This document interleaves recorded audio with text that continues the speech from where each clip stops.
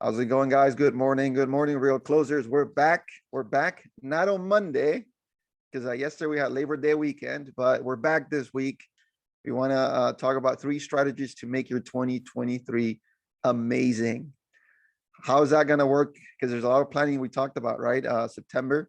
Yeah, definitely. Thanks, Roberto. Hey, everybody. We're back in the week. And, the reason we didn't make a mistake in the title, that's not a typo. It's not 2022. It should be 2022. It's 2023. Why are we talking about 2023? Guys, it's only September. What's going on? We're still missing 4 more months. The reason that we should do this is I've always considered Labor Day weekend to be the home stretch of the year, right? This is it, right? What you've got in play, what you're doing right now, this is how you're going to finish up 2022, right? It's the home stretch. Got to double down on what's working, and we've got to start thinking of 2023. Why? Because anything you do in real estate shows results in 3 months, right? It's not going to show you real results, even if you're calling your database or internet or cold call, or farming, open houses, TikTok, whatever it is, whatever you're doing to generate business, you're not going to see tangible results before 3 months. So September is a really good time to start thinking about how am I going to grow my business starting in January 2023? Because what you're doing right now, executing right now, is going to start to pay dividends in January 2023. September is a great time to take a step back when you've got, take a breather, right? Take a breather. A lot of folks are doing a lot of work right now, but take a breather and think about, great, where am I going in 2022? Do I feel good about that? Do I feel bad about that? And what am I doing differently in 2023? I think it's a great time to think about that. It's a lot of that. This is when I was with Keller Williams back in the day. September was the planning time. In October, you had to have your plan in place and start executing on that plan by October 1st. So September was the business planning clinics, planning sessions, classes on planning for the year. And a lot of people were like, this is too early. It's not too early. It's not too early at all. You're right on time if you're thinking about how am I going to grow my business in 2023. And I've got 3 recommendations for you. 3 recommendations. Number one, right? Actually, you know what? Step 0. Let's start with step 0. Step 0 is take inventory of what you've done this year so far, right? You cannot make significant change if you don't even know where you are, okay? So take a couple hours, take a day if you need to, and look at where you are January 1st year to date to now. How many deals have you closed? How many pending deals are likely to close do you have? Take a look at that and fill out some really simple information. Where did you get that lead from? Was it a referral, recommendation, past client? That's one big category. Was it an internet lead? Zillow, Realtor.com, Google, Facebook, right? Was it a prospecting-based lead? Open houses, door knocking, cold calling, whatever you do to go out there and meet people you don't know, right? So at least put them in those 3 buckets. Sphere, past client, referral, recommendation, your database. Number 2, internet. Did they come to you from the internet? You generated that lead from the web, SEO, paid platforms, doesn't matter, right? And number 3, was it a prospecting-based lead? At least put them at those 3 buckets. Preferably, get specific. Was it Realtor.com, Zillow, Google, Facebook, past client, referral? Did you work for that referral, or did they just call you, right? Be honest. You win nothing from not being 100% honest with yourself in this exercise. Get real. How many deals did you close year to date? How many do you expect to close from here to the end of the year? You got an idea at this point, right? And maybe it's going to be 2 or 3 more, 2 or 3 more per month. Fill in the number. It's more important to have a number than it is for it to be 100% accurate. How much do you feel you're going to close from here to the end of the year? Roberto, on my team in real estate in Seattle, the fall and winter months were some of our busiest times because number 1, there was no snow in Seattle. So we weren't snowed in for 2-3 months of the year. A lot of bonuses got paid to some of these big companies, Boeing, Amazon, Starbucks. It was bonus time in the second half of the year, and people got money. And what did they want to do with some of that money? They wanted to move and get a bigger property or downsize or get that condo, get an investment property, an Airbnb in Florida. There was different plans for different people. So know your market. For me, more than half of my sales came in the second half of the year. And a lot of real estate agents do most of their business January to July, right? So for me, it was a little bit of the opposite, but know your numbers. Where are you at? Step 0. Then my recommendation number 1 applies, right? Now that you know where your deals are coming from, right? I suggest you look at these steps and apply them as appropriate to you. Number 1, most agents, the majority of them, get their business from their database. Friends and family, sphere of influence, past clients, referral and recommendation, right? That's where the majority of agents get their business. If this is where the majority of your business is coming from, and for most people, the answer is yes, then what are you going to do differently in 2023 to bump it up? Because as the market shifts, guys, as the market shifts, becomes a more balanced market. I dropped an article in the group today, which is very eye-opening for me, very eye-opening for me. A lot of folks really nervous about the market. They're concerned, oh my goodness, it's a huge correction, the bottom's falling out. Current inventory in the US is still not at 2020 levels. Current inventory in the US is still not pre-pandemic levels.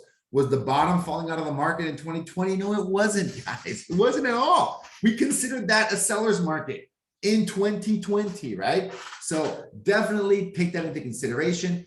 Inventory is only half. Active listings in the US are only half of what they were only 5 years ago, 2017. We also consider that to be a seller's market, okay? So I think that graph, and that data comes from realtor.com. It's like it's a very, very complete, very robust source of data.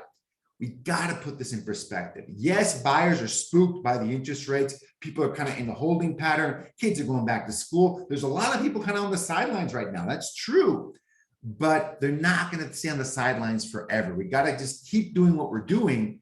Trust the process. Trust the process. And I'm going to drop a nugget there. August of 2022, the month we just closed out last week, was our number 1 month for sales in Power ISA ever.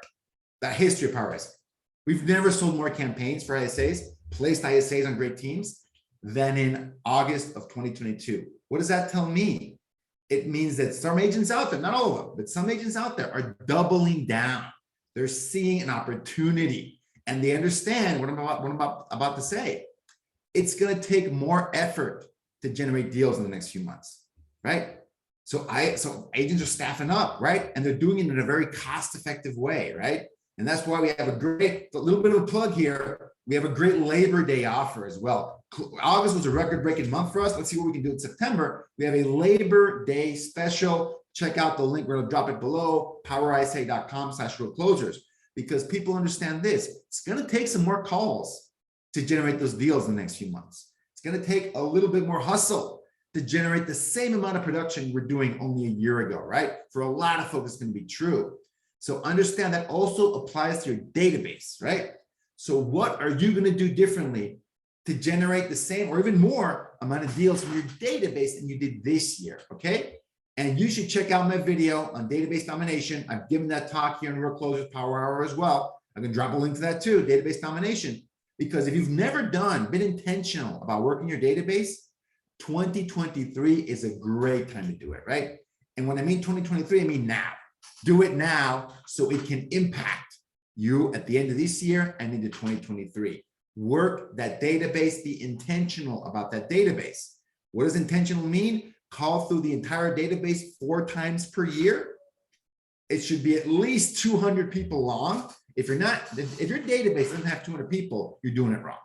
I mean, you're a hermit. You don't know anybody. You didn't go to school with anybody. You didn't used to work with anybody. You're not related to anybody. You must have 100 people on Facebook, I guess. You don't know enough people, right? So I was talking to Brett Boone, one of my clients, top producer, #1 agent in Oklahoma State. And he said that you cannot join his team as a new agent with less than 200 people in your database.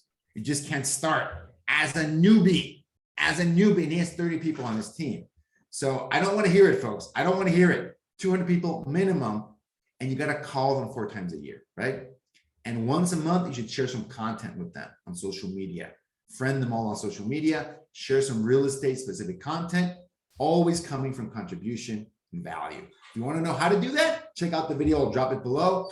Work your database. Be intentional about it. Be more intentional than you've been in the past, because you got to work harder for the same amount of deals when the market is shifting, right? The market is shifting, you gotta make more calls, okay? Number two, and this goes to really knowing your numbers, right? If you generated zero amount of deals from the internet in 2022, right? Or a very small amount, or a medium-sized amount. A lot of agents do generate some deals, but not a huge amount, right? What are you gonna do in 2023, which is now, start executing now, to bump up those numbers from internet leads, right? Are you gonna get skilled at Facebook? Or are you gonna hire someone that can teach you to be skilled at Facebook? Or can be skilled at Facebook for you, right? Are you gonna get skilled in Google pay-per-click? Because guess what, guys? Teams are absolutely killing it right now with Google pay-per-click and Facebook leads. It works. If it doesn't work for you, you're doing it the wrong way. What are you going to do to get educated, level up, hire someone to educate you and level you up, or hire someone to do it for you? There's many options here, right?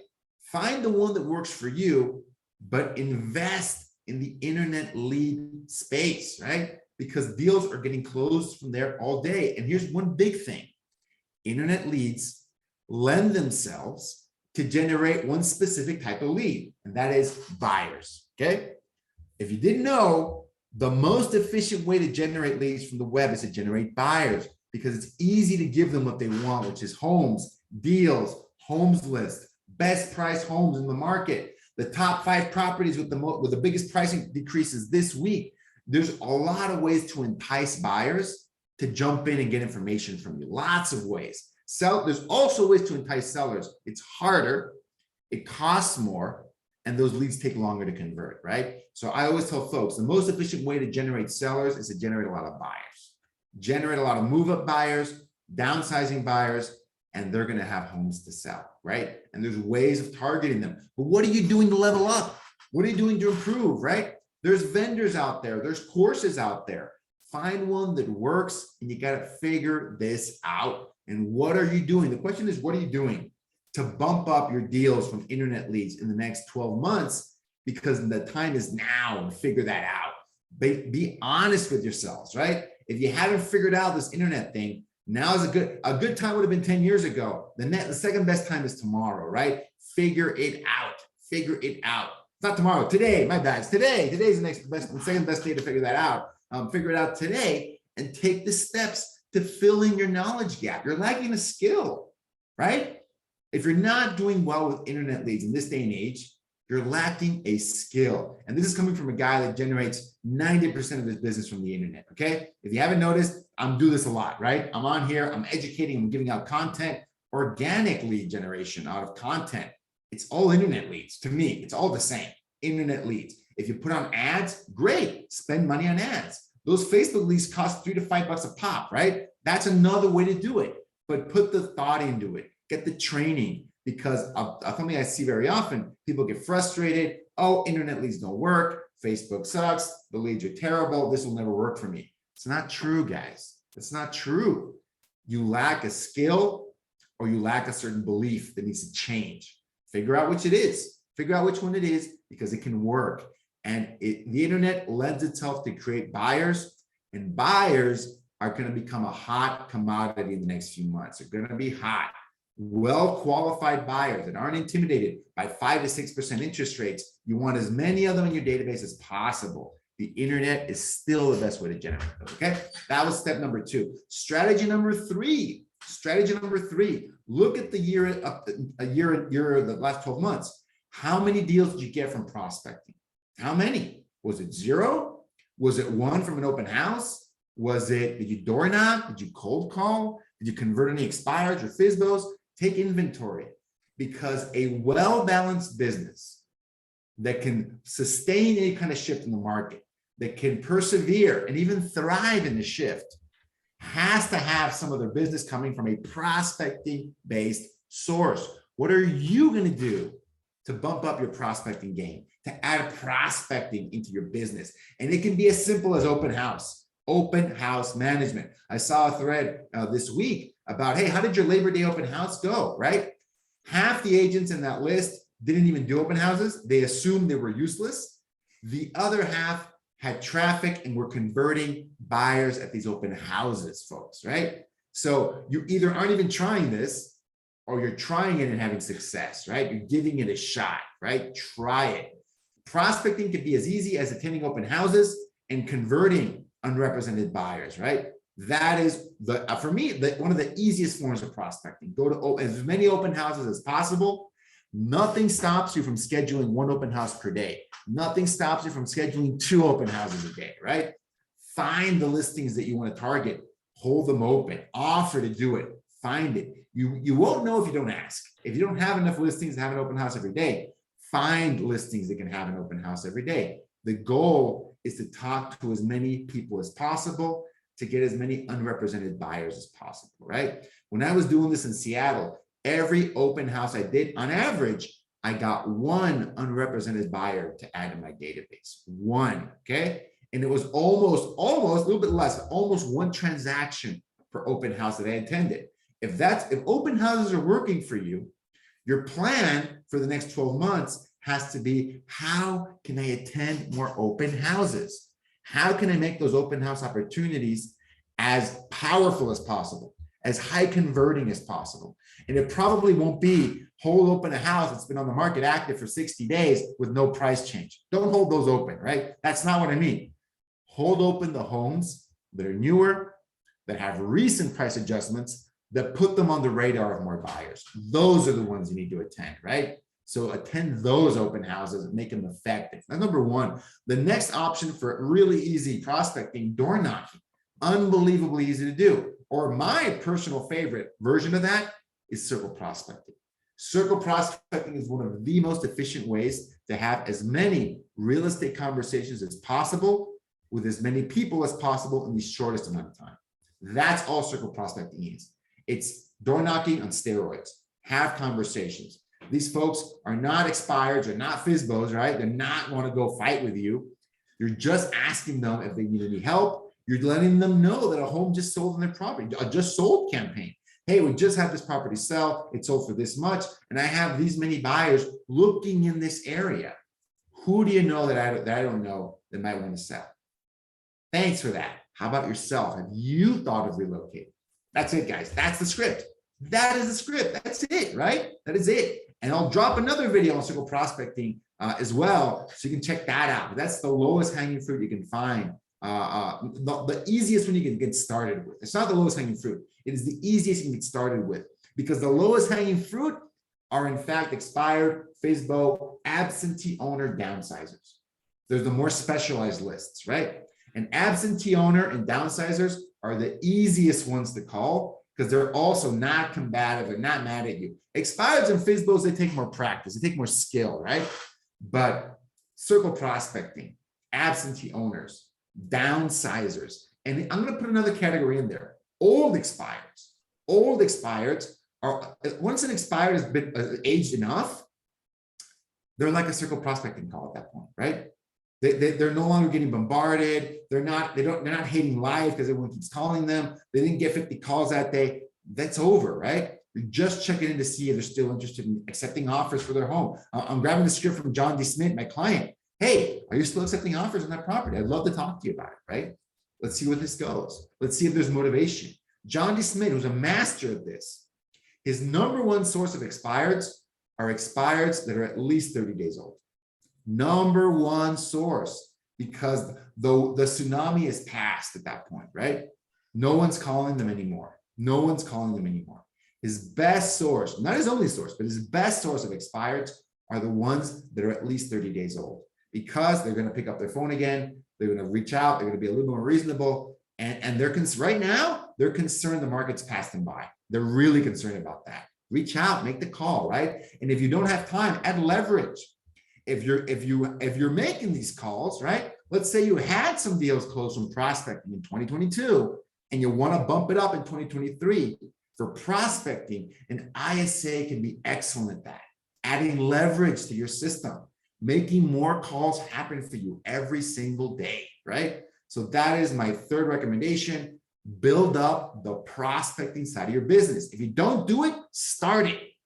And if you're already doing it, augment it, increase it by hiring a caller to help you out. whether it's circle prospecting, calling old expireds, absentee owners, downsizers, have someone make those calls and get you in contact with people that are interested. They're going to bite, right? Because if you've already closed prospecting deals, you only need to call more people. That's the problem you need to solve first. And an ISA can be great at that, right? So that's pretty much it, folks. Those are my 3 recommendations, 3 ways to think about 2023 and how you can blow up your business next year. But it starts with step 0, taking stock of this year. What are you going to double down on? What are new things you're going to do? Because if you start 2023, which is now, with the exact same plan, going through the motions, it's going to get tough, right? Because as the market shifts, you got to work harder to get those deals.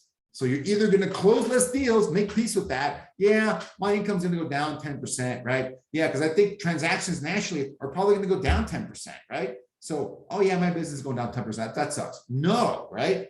Don't do that. Double down on what's working and add new things to your business so that you're not stuck and you're not vulnerable to the shift. You embrace the shift and you thrive in the shift. Okay. Absolutely, man. That's a lot of good content out there. For That's a those good of you one. who remember, start now. Now is when you start to get those results at the beginning of 2023. So let's call the real estate 2023 starts today. Yeah, 100%. It starts doing the research. What did you do? What are you going to do differently? That's a September activity, because October is an execution activity. Make it happen, make the calls, do the work, start the ads, call your database. That has to start now so it can impact you starting immediately January 1st, 2023. Absolutely, man. I really appreciate you coming back here today. We're going to be back again next week. If you guys have a specific topic you guys want us to cover, drop it in the comments, send us a message, either myself or Gustavo, and we'll be back next week. Have a great day. Have a great week. Have a good one. Thanks, Gustavo. everybody. We'll talk later.